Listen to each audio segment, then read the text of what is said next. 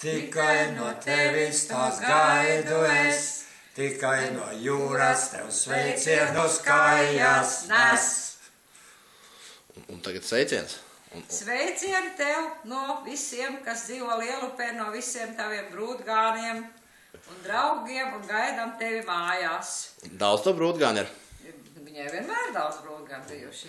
Un opis ir tikko no slimnīcas. Un no kruķa no mans sveiciens. Un cik es saprotu, tie brūtgāni joprojām nāk uz šejien, ja? Nu jā, kā tad? Un es vēl tādu varētu pateikt.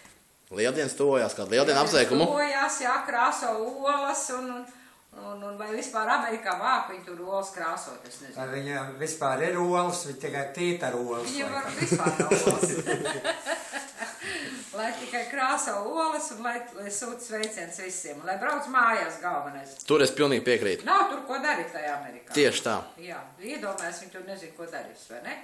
Tepat ar mani var kašķeties, ja kašķi brauc. Viņam ļoti labi, viņam tā kašķējās abi. Viņi viens bez otra nevar iztikt, tas ir tāds humors ar viņiem.